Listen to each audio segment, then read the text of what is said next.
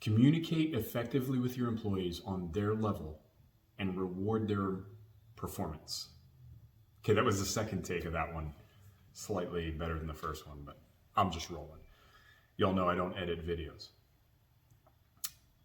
Yesterday, I had two things of note occur. One felt very momentous. One was a bit of a blip on the radar screen. As I think back on it, the juxtaposition between those two, if I can use a 25-cent word, was really kind of stark.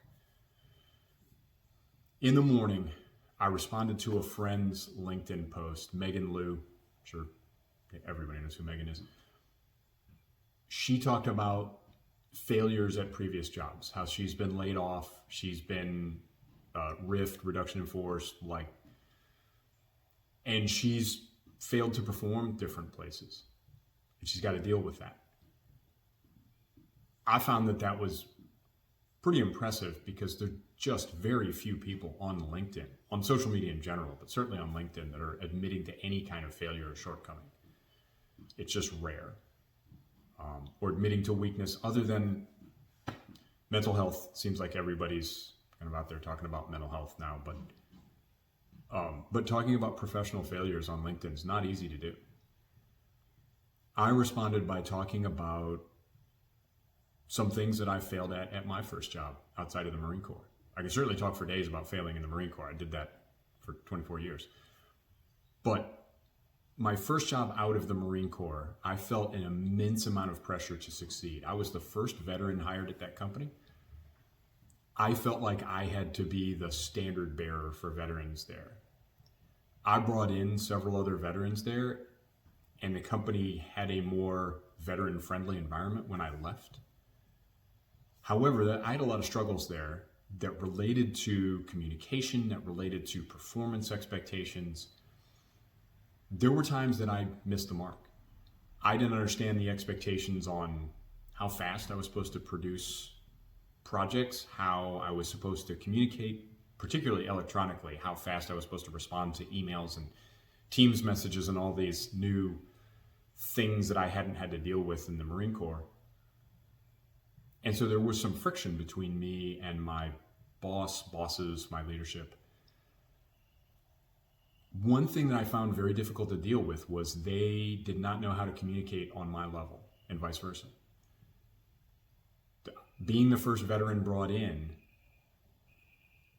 they didn't know how to speak to me in plain English, and I didn't know how to, you say corporate speak. I don't mean to trivialize it like that. I would screw things up, and they didn't know how to tell me. There were times where I was wildly uncomfortable in leadership conversations where they were essentially telling me I did something wrong. And it took me 10, 15 minutes into the conversation to understand that's what was happening. Because I was used to, hey, Major Bellamy, come on in. That inspection we just did, we failed like crazy. We can't do that again. Here's what we're going to do to fix it. That's what I'm used to hearing. This thing we tried to do was a failure. How are we going to fix it? That's it. What I got was tap dancing around the issue, people being so careful of my feelings that they couldn't speak in plain English. I get it. That's kind of the world we live in. We've got a working class or low level set of employees that have grown up from birth getting a trophy for showing up every day, or most days, I guess.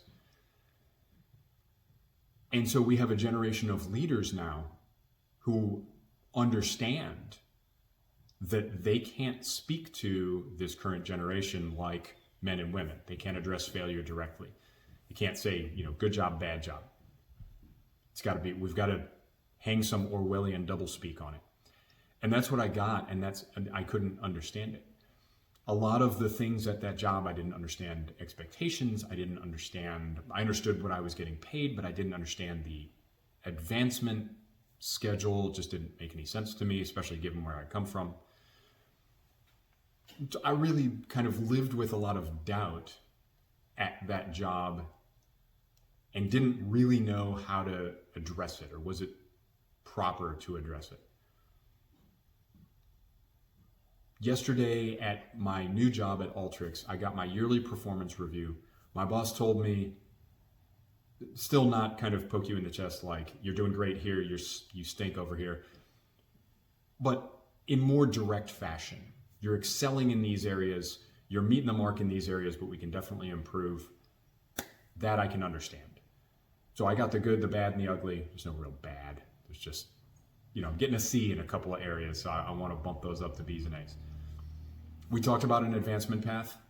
I got a raise without asking for it because the company recognizes the work that I'm doing. And that's a tremendous feeling. And so that thinking about the previous job and the kind of the vagueness and uncertainty that I lived with there, some of it created by me, some of it caused by me not asking the right questions, not knowing the right questions to ask. In coming to a job where my expectations are laid out clearly, my path for advancement is laid out clearly, and hey, because you're doing a great job, we're going to go ahead and bump your pay. And it was a nice raise. I'm quite pleased. And they, kicked them some extra incentives there as well. At the end of the day, I felt very valued and very, I hate to use the word seen because that's another, it strikes me as a little more Orwellian doublespeak, but I felt like my efforts were not going unnoticed. And that's been a constant feeling throughout my time at Alteryx, that people know that I'm doing a good job. Here's what the lessons I take away for my leadership going forward. And I do learn lessons. I'm not in these companies saying, let me turn this into a boot camp. Let me show you how to lead, folks. My friends, if you're coming out of the military, especially retiring, and you're thinking you're going to do that, it's going to be a bumpy road for you. But I take leadership lessons on how to lead I took leadership lessons on how to lead within the confines of Intellect. I take leadership lessons how to succeed, how to lead within Alteryx as well. The leadership lessons that I take are address your employees individually. It does very little good to have an employee appreciation day or address your whole team and say, you're all killing it. Well, maybe they are and maybe they aren't. Chances are the bigger the team, the more variance there is in performance between individual people. So if you have a stellar performer over here and you address the whole team and say you're all doing a great job, that stellar performer probably knows about 2 or 3 people that ain't pulling their weight.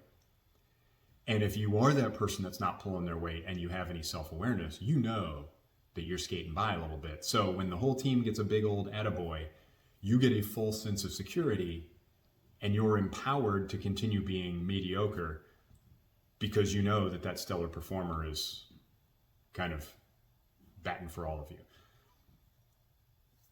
What I would say is you need to address and reward and specifically single out the achievements of your people. When they get specific reinforcement, you did a great job on this task. Here's what I would like to see more of out of you. Double down on this success, reinforce this area that isn't a strength for you. When employees get specific reinforcement and then it's backed up by you are exceeding expectations and therefore you get a raise, you get a bonus, you get something extra. They understand the standard, they understand the expectation, and they understand how to succeed further, how to keep it going. I suppose that's my lesson for today, and that's something that I will carry forward, something that I needed reinforced, that I recognize that in the Marine Corps, not leading people necessarily on outside of the Marine Corps, gotten a little out of focus for me. So that was brought back into focus, and that's the lesson I give you here today.